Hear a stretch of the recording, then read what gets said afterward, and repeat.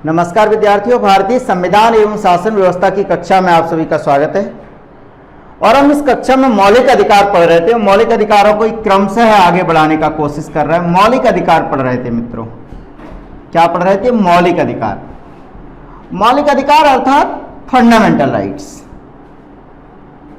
Fundamental rights हम लोग पढ़ रहे थे और हमने इसमें स्वतंत्रता का अधिकार देख लिया, समानता का अधिकार देख लिया। हमने कहा था समानता का अधिकार 14 से 18 के बीच में, आर्टिकल 14 to 18 है, और स्वतंत्रता का अधिकार आर्टिकल 19 से 22 के बीच में। ये हम देखे थे। समानता का अधिकार कहाँ है मित्रों? समानता का अधिकार कहाँ है लाला? समानता का अधिकार है भैया आर्टिकल 14 से लेकर के 18 तक। आर्टिकल 14 to 18 समानता का अधिकार, समझ पा रहे हैं?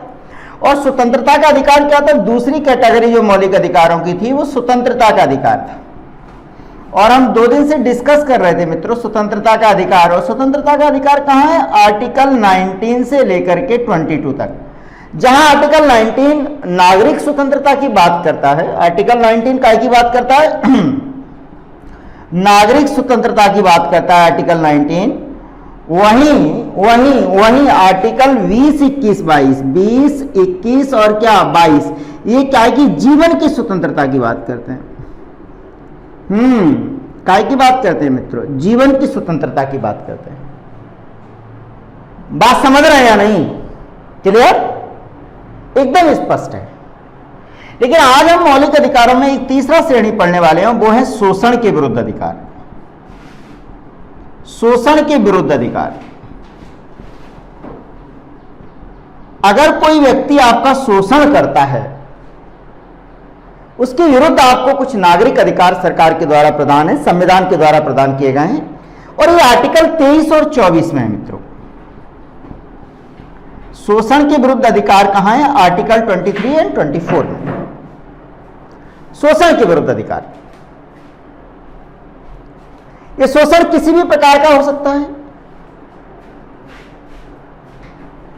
और पहले हमने देखा था जब हम गुलामी की दास्ता, गुलामी का दंश झेल रहे थे, तो व्यक्ति को क्या है, जबरन बंदी टाइप का बना लिया जाता था और उससे कार्य करवाते थे। केवल उसे भोजन देते थे, रहने के लिए आश्रय देते थे, बिना उसकी इच्छा के कार्य करवाते थे। बालकों को बंदी बना लिया जाता था, जिसको बोलते थे ना बंधुआ मजदूर। वो व्यवस्था एक सभ्य नागरिक समाज में स्वीकार्य नहीं है। सभ्य नागरिक समाज में किसी भी व्यक्ति से उसकी इच्छा के विरुद्ध कोई भी कार्य करवाना अच्छी बात नहीं। व्यक्ति अपनी इच्छा से कार्य करे, इच्छा से कार्य करेगा तो उसका भौतिक, आध्यात्मिक और नैतिक विकास होगा। मजबूरी में कार्य नहीं करे। और इसीलिए शोषण के विरुद्ध जो मौलिक अधिकार है वो आर्टिकल 23 और 24 में प्रदान किए गए हैं मित्रों। आर्टिकल 23 में यह कहा गया है, आर्टिकल 23 23 हेडिंग लगा लेंगे, आर्टिकल 23 23 आर्टिकल 23 में यह कहा गया है कि मानव दुर्व्यापार नहीं होगा। मानव दुर्व्यापार, मानव दुर्व्यापार नहीं करेंगे। मानव दुर्व्यापार का मतलब क्या है? मानव दुर्व्यापार पर रोक है, निषेध है, प्रोहिबिटेड है। मानव दुर्व्यापार नहीं करेंगे। मानव दुर्व्यापार का मतलब क्या है? स्त्री, पुरुष और बालक, अर्थात क्या बोले, स्त्री कौमा पुरुष कौमा बालकों की, बालकों या बालिकाओं की खरीद फरोख्त नहीं होगी बेटा, कि खरीद फरोख्त पर रोक। बहुत बढ़िया। यानी मनुष्य को बेचा नहीं जाएगा। ये पहले परंपरा थी जब हम गुलामी का दंश झेल रहे थे। एक दास प्रथा चलती थी। आप लोग इतिहास के विद्यार्थी, इतिहास के विद्यार्थी नहीं भी हो तब भी इतिहास में पढ़े होंगे। दास प्रथा में क्या होता था, व्यक्ति को बेच दिया जाता था, ह्यूमन ट्रैफिकिंग कर दी जाती थी, मानव तस्करी जो वर्तमान में प्रचलित है। बच्चियों को खरीद के लाए, 15 साल की बच्ची खरीद के लाए और उन्होंने खरीद के बेच दिया, फिर बड़ी हो गई और वो देह व्यापार में उसको संलग्न कर दिया। तो बच्चों को बेच दिया आपने। अफ्रीका में कई हमारे दास जो बच्चे यहां से पुरुष थे वो अंग्रेज ले जाते थे। दास प्रथा का अंत हुआ धीरे धीरे। तो ये दास प्रथा का मतलब क्या है कि मानव का दुर्व्यापार, मानव को वस्तु की तरह खरीदा यह बेचा नहीं जा सकता। अर्थात मनुष्य अपनी मर्जी का मालिक है, मनुष्य को वस्तु की तरह व्यवहार नहीं किया जा सकता कि एक उसका मालिक हो और दूसरा मनुष्य क्या हो, ऑब्जेक्ट की तरह हो। और ये मालिक का लो 10,000 रुपए में ये बच्चा, लो 1 लाख रुपए में ये महिला, लो 5,000 रुपए में ये पुरुष, इस तरह से नहीं बेचा जा सकता। तो आर्टिकल 23 यही कहता है भारतीय संविधान का, मानव दुर्व्यापार नहीं किया जाएगा। अर्थात स्त्री, पुरुष, बालक और बालिकाओं की खरीद फरोख्त नहीं होगी मित्रों। एवं प्लस एवं बेगार नहीं होगा। बेगार जानते हो, बलात् श्रम, बलात् श्रम, बेगार का मतलब बलात् श्रम। बलात् श्रम का मतलब क्या होता है, बलात् माने जबरदस्ती, बिना पारिश्रमिक दिए इच्छा के विरुद्ध कार्य करवाने को मजबूर करना। बोले तुमको काम करना पड़ेगा, बोले पैसा नहीं मिलेगा, बोले हमारी इच्छा नहीं, बोले अब इच्छा है, इच्छा हो या ना हो आपको कार्य करना पड़ेगा। तो बलात्श्रम का मतलब क्या होगा, इच्छा के विरुद्ध। बलात्श्रम का तात्पर्य क्या होगा मित्रों, इच्छा के विरुद्ध, बिना पारिश्रमिक दिए, बिना पारिश्रमिक दिए कार्य करने के लिए, बिना पारिश्रमिक दिए कार्य करने के लिए मजबूर करना, मजबूर करना, मजबूर करना, मजबूर करना, इच्छा के विरुद्ध बिना पारिश्रमिक दिए कार्य करने के लिए, इच्छा के विरुद्ध बिना पारिश्रमिक दिए कार्य करने के लिए मजबूर करना, इसको हम क्या बोलेंगे, बलात्श्रम। यानी किसी को जबरदस्ती कार्य पर नहीं लगाया जा सकता जब तक उसकी इच्छा नहीं है। इच्छा के साथ साथ उसे आपको पारिश्रमिक देना पड़ेगा, वेतन देना पड़ेगा, जितने में आपका तय हो जाए। और ये यही कहता है आर्टिकल, यही क्या कहता है कि मानव दुर्व्यापार एवं बलात् श्रम पर प्रतिबंध, मानव दुर्व्यापार एवं बलात् श्रम पर प्रतिबंध।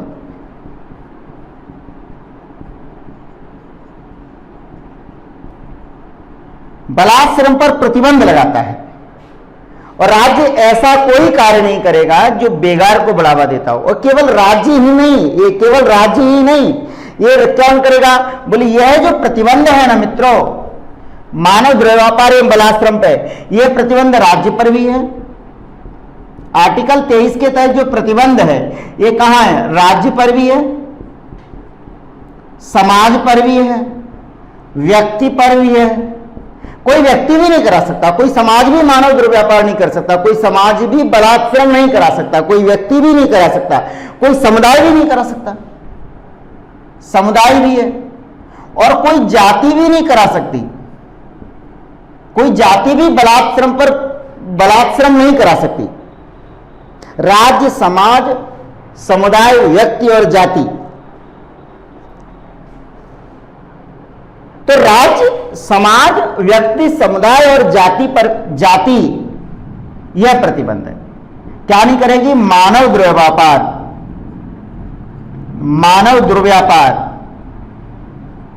एवं बलात् श्रम नहीं करेगी, एवं बलात् श्रम, एवं बलात्श्रम, बलात्श्रम नहीं कर सकते, नहीं करवा सकते, नहीं करवा सकते। यह हमारा प्रतिबंध है। और आर्टिकल 23 समझ गए क्या है कि मानव दुर्व्यापार पर प्रतिबंध है, यानी किसी भी स्त्री पुरुष बालक बालिका की खरीद फरोख्त नहीं होगी। प्लस बलात् श्रम यानी बिना इच्छा के पारिश्रमिक दिए किसी भी व्यक्ति से कार्य नहीं करवा सकते। यानी शोषण के विरुद्ध नागरिकों को अधिकार दे दिया। यदि कोई व्यक्ति कहता है कि तुम 2 घंटे काम करो हमारे यहां, हम तुमको पैसा नहीं देंगे, तो आप कहेंगे हे व्यक्ति, हम तुम्हारे यहां कार्य नहीं कर सकते। क्यों नहीं कर सकते? क्योंकि ये हमारा मानव अधिकार, वो मौलिक अधिकार है, और हम इसके विरुद्ध कहां जा सकते हैं? आदरणीय मित्रों, इसके विरुद्ध सर्वोच्च न्यायालय में और उच्च न्यायालय में सीधे जा सकते हैं अगर किसी मौलिक अधिकार का हनन होता है तो। बात समझ रहे हैं? सरकार ने भी समय समय पर बहुत सारे कानून बनाए हैं, जैसे सूचना का अधिकार अधिनियम बनाया, शिक्षा का अधिकार अधिनियम बनाया। वैसे ही क्या मानव दुर्व्यापार और बलात् श्रम को रोकने के लिए समय समय पर कानून बनाए, जिन कानूनों के तहत इन पर क्या लगाया गया मित्रों? बोलो, प्रतिबंध लगाया गया। और वो कानून क्या है? वो कानून क्या है? वो कानून यह है, मानव दुर्व्यापार के लिए राज्य द्वारा बनाए गए कानून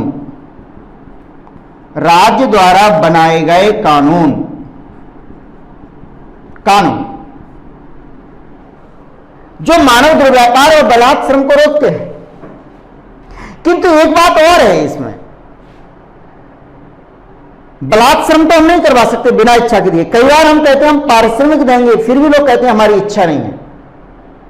मान लीजिए अभी कोरोना काल चल रहा है, कोविड-19 का समय चल रहा है, और कोविड-19 में यदि डॉक्टर मना कर दें कि हम इलाज नहीं करेंगे, सरकार कहे कि हम आपको 2 लाख रुपए प्रति माह देंगे, डॉक्टर कहे नहीं, हम तो आर्टिकल 23 के तहत हमसे कोई जबरदस्ती कार्य नहीं करवा सकता इच्छा के विरुद्ध, तब तो बड़ा संकट हो जाएगा।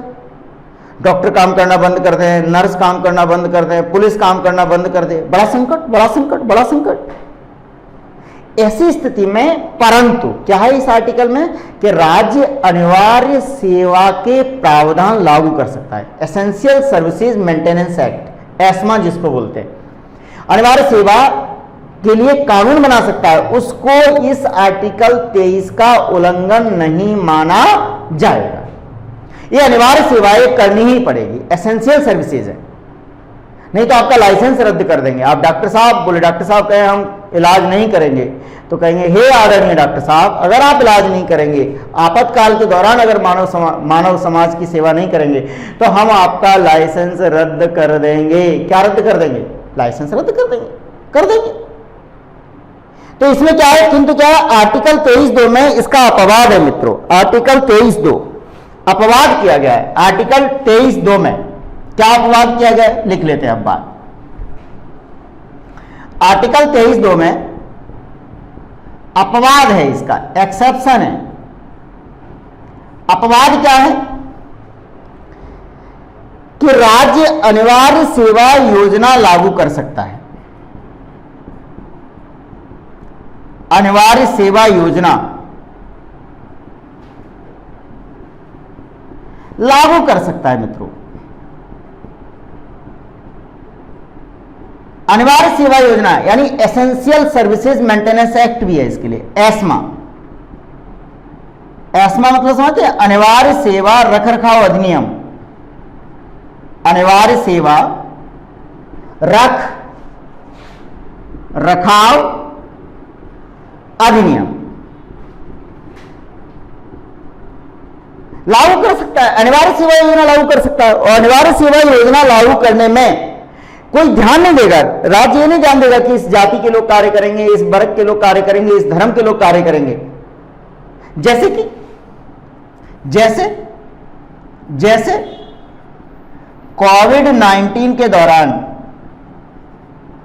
डॉक्टर्स की सेवा, डॉक्टर एवं पैरामेडिकल स्टाफ की सेवा,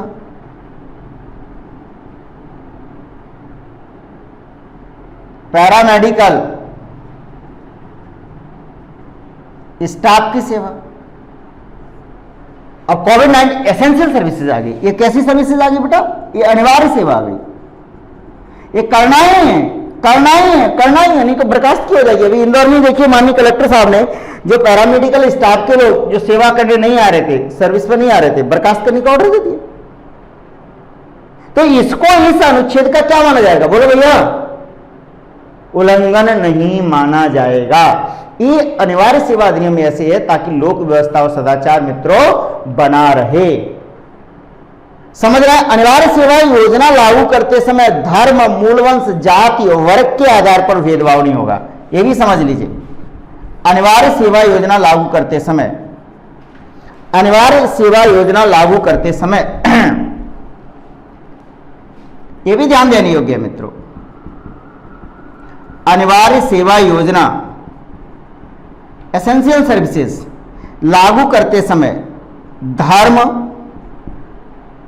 वर्ग, जाति, धर्म, वर्ग, जाति, मूलवंश, मूलवंश के आधार पर, मूलवंश के आधार पर भेदभाव नहीं किया जाएगा, नहीं किया जाएगा भेदभाव।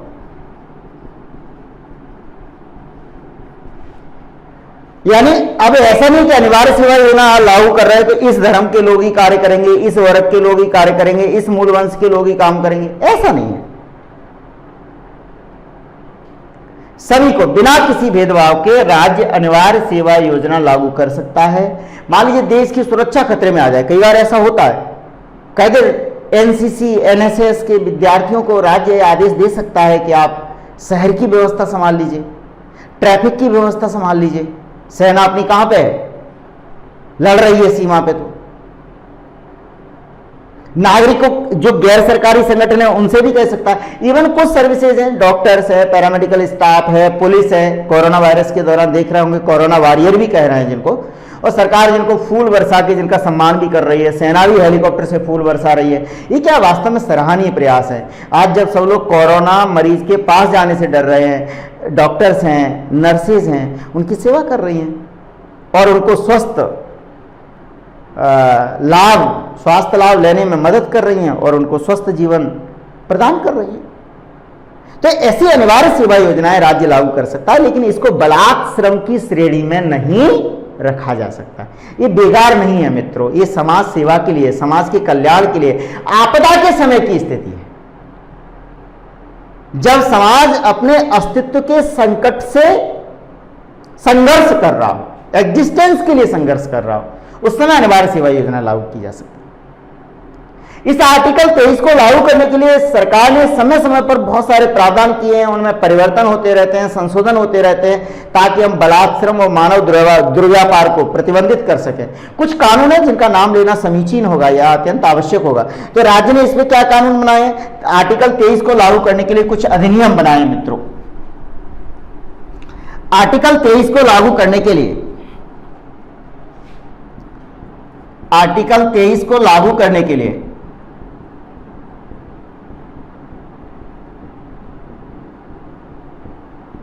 राज्य द्वारा बनाए गए अधिनियम, राज्य का मतलब समझ रहा है वही जो आर्टिकल 12 में परिभाषित की गई है, राज्य द्वारा बनाए गए अधिनियम। कौन सा अधिनियम है? मानव दुर्व्यापार के लिए, मानव दुर्व्यापार के लिए, मानव दुर्व्यापार के लिए अनैतिक दुर्व्यापार निवारण अधिनियम 1956, अनैतिक दुर्व्यापार, अनैतिक दुर्व्यापार निवारण अधिनियम 1956। आप देखते हैं कि लड़कियों की तस्करी हो रही है, कुछ 15 साल की, 12 साल की, 20 साल की लड़कियां बेची जाती हैं, फिर उनको देह व्यापार में लगा दिया जाता है। ये अनैतिक, ह्यूमन ट्रैफिकिंग अनैतिक आचरण है। कई बार दूसरे देशों से, नेपाल से भी लड़कियों को यहां लाया जाता है।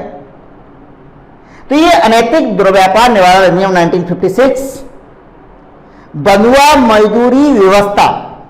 दूसरा क्या है? बलात् श्रम के लिए क्या है बेटा? बलात् श्रम के लिए, बलात् श्रम के लिए, बलात् श्रम के लिए क्या है? बंधुआ मजदूरी व्यवस्था। बंधुआ मजदूरी व्यवस्था निरसन अधिनियम, व्यवस्था निरसन अधिनियम, अधिनियम बंधुआ मजदूरी व्यवस्था निरसन अधिनियम 1976 1976 में बनाया गया। न्यूनतम मजदूरी अधिनियम कि मिनिमम आपको न्यूनतम मजदूरी मिलेगी। मनरेगा के तहत भी न्यूनतम मजदूरी कितनी कर दी है भारत सरकार ने? 202 रुपए कर दिए। न्यूनतम मजदूरी अधिनियम,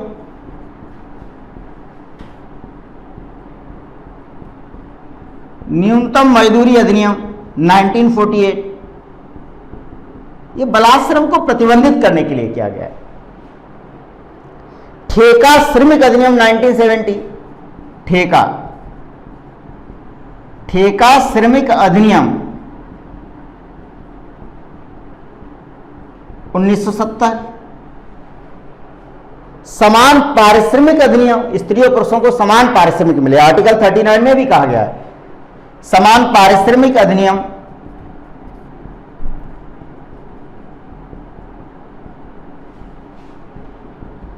समान पारिश्रमिक अधिनियम 1976।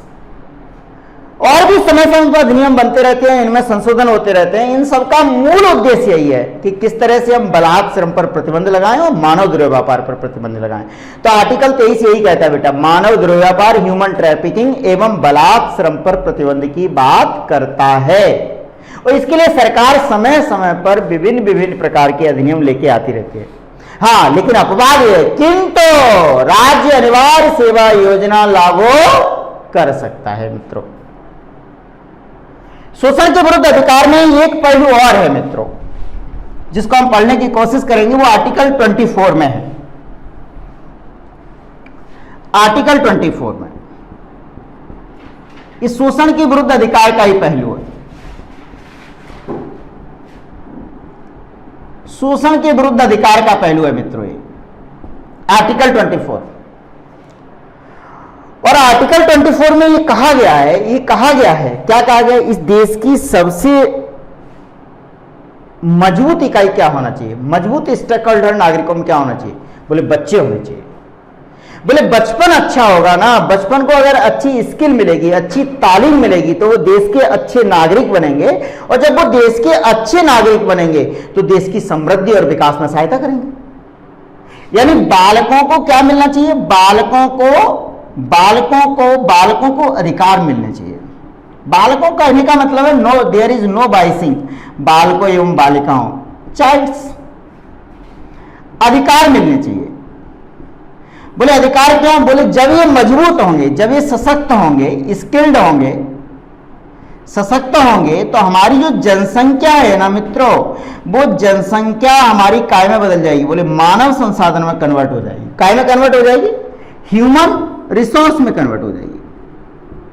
और जब हमारी जनसंख्या मानव संसाधन में बदलेगी मित्रों, काय में बदलेगी? मानव संसाधन में, ह्यूमन रिसोर्स में कन्वर्ट होगी, मानव संसाधन में बदलेगी, तो देश समृद्धि, ये मानव संसाधन हमेशा देश की प्रगति में सहायक होता है।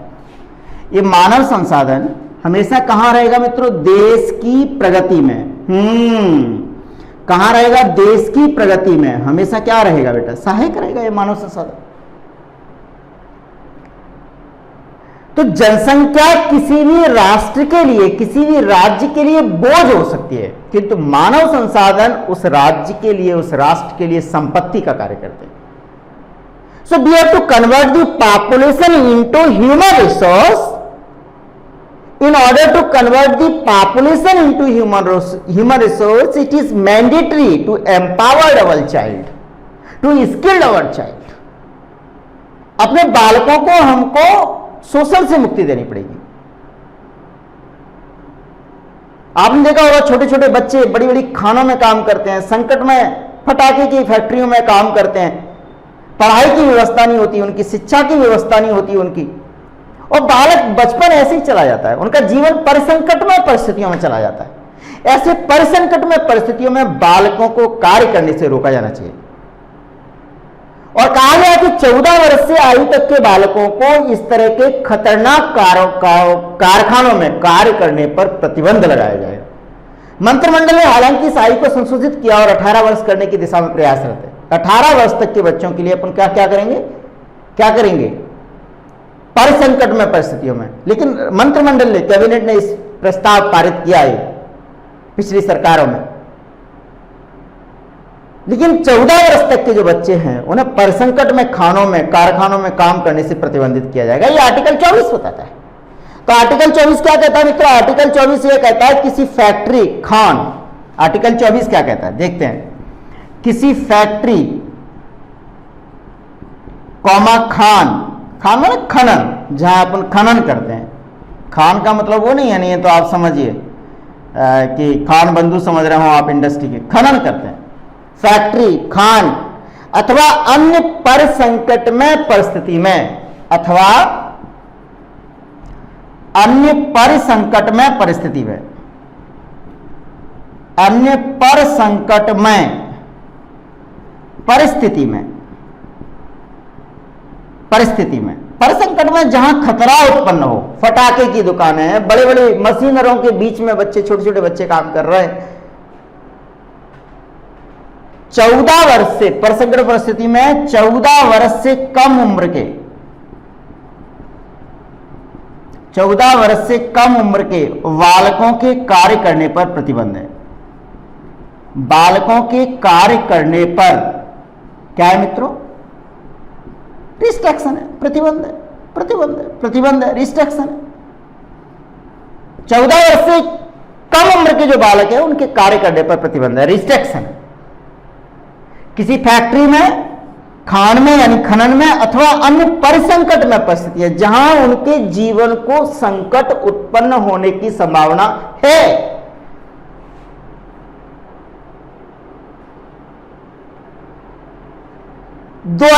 उन्होंने कहा कोई घर में अगर होटल खोले है तो क्या चाय के बर्तन साफ करने के लिए, प्लेट में खाना देने के लिए, वेटर का काम करने के लिए क्या बच्चों को लगा सकता है? घरेलू काम करवा रहा है ना, टिफिन सेंटर चलवा रहा है। तो 2006 में इस अनुच्छेद को और विस्तारित किया गया और कहा गया कि घरेलू और अन्य व्यावसायिक प्रतिष्ठानों में भी इस तरह से कार्य नहीं करवाया जा सकता। बात समझ रहे ना मित्रों? 2006 में इस अधिकार को और विस्तृत किया गया। यहां लिखते हैं अपन, इसको कमेंट करते हैं बेटा। इसमें 2006 में इस अधिकार को विस्तृत किया गया। 2006 में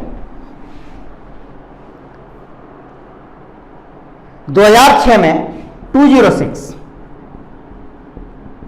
इस अधिकार को और विस्तृत किया गया बेटा।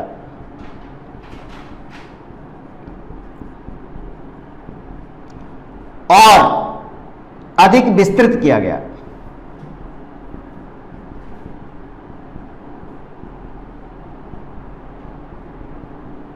विस्तृत किया गया और इसमें कहा गया कि घरेलू व व्यावसायिक संगठन भी, क्या कहा गया कि घरेलू व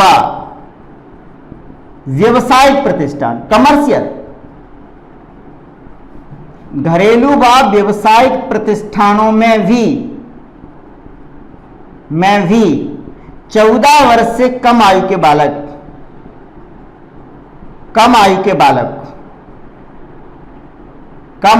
बालकों के कार्य करने पर प्रतिबंध है। कार्य करने पर प्रतिबंध है मित्रों, प्रतिबंध है। और यदि कोई कार्य करवाता है, अगर कोई कार्य करवाता है जो नियोजित करता है, और नियोजित करने वाले, यदि कोई कार्य करवाता है तो नियोजित करने वाले के विरुद्ध जो इनको काम देगा बेटा, करने वाले के विरुद्ध दंड का प्रावधान है। दंड का प्रावधान है, पनिशमेंट। अगर 14 वर्ष से कम आयु के बच्चे को घर में काम करवा रहे हैं, कई बार ऐसी घटना होती है, आप भी इसको जीवन में अवेयरनेस की तरह लीजिए। इथिक्स का भी टॉपिक है। इथिक्स में यूपीएससी में 2013 में इस पर केस स्टडी आया। 2013 मेंस में यूपीएससी केस स्टडी आया, केस स्टडी आया। आप 2013 यूपीएससी सिविल सर्विस का पेपर देख लीजिए, नेट पे डला हुआ है, उसमें केस स्टडी आया। और क्या आया? तमिलनाडु के शिवकाशी,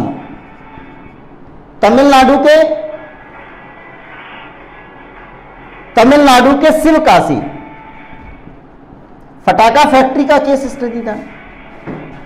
शिवकाशी फटाका फैक्ट्री का मामला था, तमिलनाडु के शिवकाशी फटाका फैक्ट्री का मामला था।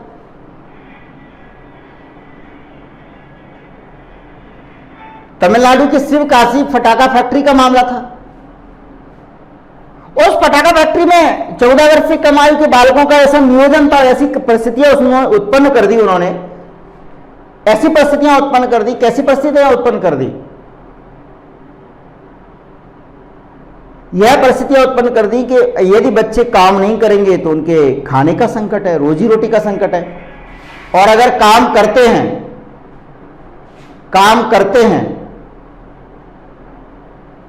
तो आर्टिकल 24 का उल्लंघन होता है। ऐसी स्थिति में आप क्या करेंगे? ये केस स्टडी पूछा सिविल सर्विस में, यूपीएससी में, क्योंकि इसको 2006 में एक्सटेंड कर दिया। कहां एक्सटेंड कर दिया? बोले डोमेस्टिक यानी घरेलू और जो व्यवसायिक प्रतिष्ठान है वहां भी कार्य करने से इनको मजबूर नहीं किया जाएगा, वहां भी कार्य करने पर इनको मजबूर नहीं किया जाएगा। बात समझ रहे हैं या नहीं समझ रहे? और इसमें तो यह भी कहा गया है, कैबिनेट ने एक प्रस्ताव पारित किया है, कैबिनेट ने भी एक प्रस्ताव पारित किया पिछली सरकारों में। कैबिनेट ने प्रस्ताव पारित किया कि इस 14 वर्ष की आयु को बढ़ाकर कितना कर दिया जाए मित्रों? 18 वर्ष कर दिया जाए। 14 वर्ष की आयु को बढ़ाकर कितना कर दिया जाए? 18 वर्ष कर दिया जाए और संविधान में संशोधन कर दिया जाए। ऐसा कैबिनेट ने प्रस्ताव किया है। और सरकार के द्वारा क्या प्रयास किया गया मित्रों? इसमें बालकों के अधिकार संरक्षण के लिए 2005 में बाल अधिकार संरक्षण आयोग, बाल अधिकार संरक्षण आयोग का गठन किया गया, जो बालकों के अधिकारों की सुरक्षा करे। बालकों के अधिकारों की सुरक्षा करे। बालकों के अधिकारों की सुरक्षा के लिए बाल अधिकार संरक्षण आयोग गठित किया गया। और ये जो बाल अधिकार संरक्षण आयोग जो गठित किया गया, ये क्या करेगा? राज्य व केंद्र दोनों स्तर पे, राज्य व केंद्र दोनों स्तरों पर बालकों के अधिकारों की बात करता है। जहां भी मैं बालक बोल रहा हूं, इसका मतलब है बालक और बालिकाएं दोनों, बालकों के अधिकार को संरक्षण करता है। अधिकारों को क्या देता है बेटा? संरक्षण देता है।